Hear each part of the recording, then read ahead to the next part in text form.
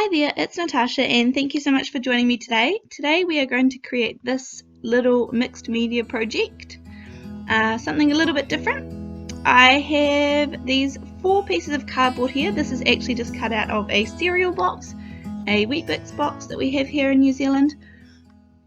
And so I am just pulling a whole lot of scraps together.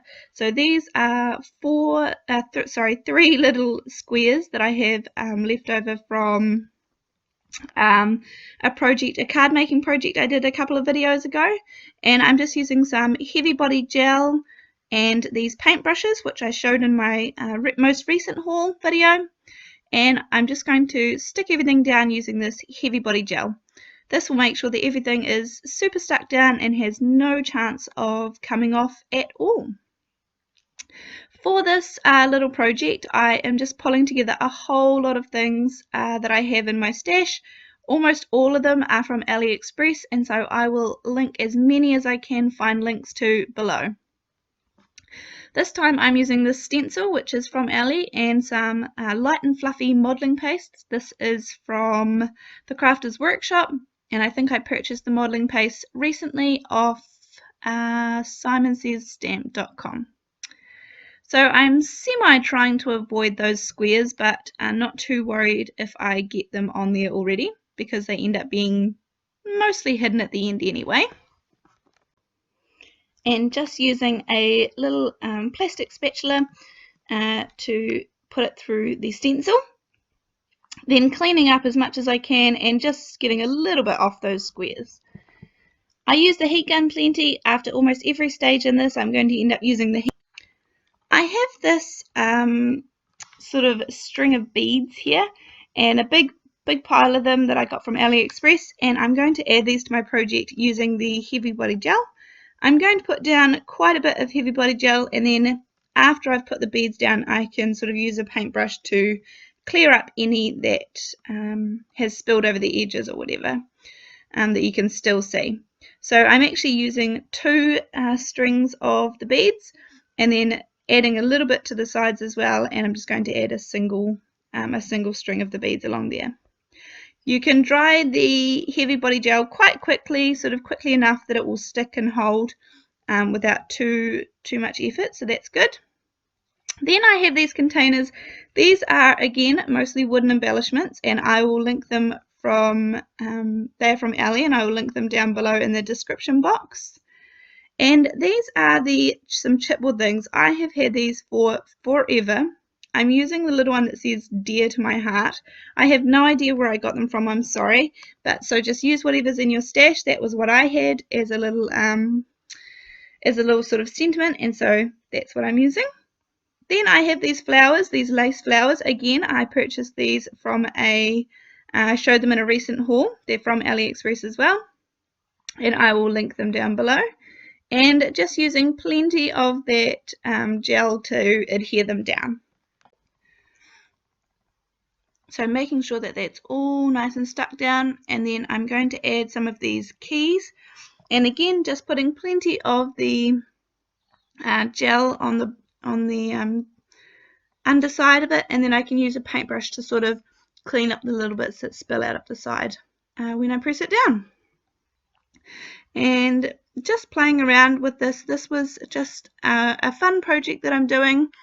As I've mentioned in a couple of previous videos, I'm just having a little bit of fun with the mixed media at the moment, so I thought that I would include it in here for anyone who's interested, and I would definitely still keep doing all of my card making. I am still really enjoying that as well.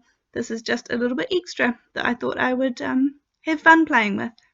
So I'll leave you with a little bit of music until I am finished gluing everything down, and then I'll be back.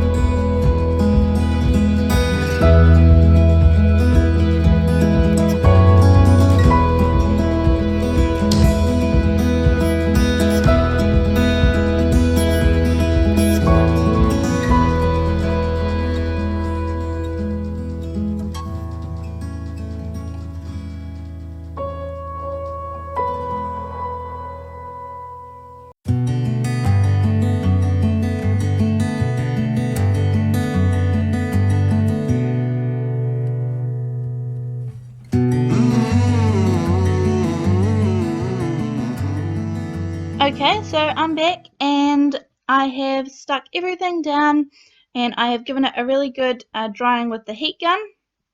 Now I am using some black gesso from the Crafter's Workshop, and I am just using a paintbrush to cover over absolutely everything, every little piece of this project. You certainly don't have to do this, and you could certainly also do it in white gesso, would be equally as cool, and use some pastels or sprays or anything, any fun media to colour it at the end. I'm just having a real kick out of doing these black pieces at the moment with some of the new products that I got in some recent hauls. So yeah, I'm having heaps of fun using those and experimenting with how they work and how I could use them on white as well. So that maybe I'll have to do that in an upcoming project. Step away from my black gesso for a little bit. But I am having fun, and that's the most important thing about what I do. So now I have completely covered the whole thing in black gesso, and you can kind of see all of that lovely texture and all of the elements underneath that I've created when I shine it in the light. And now I'm going to use some of these.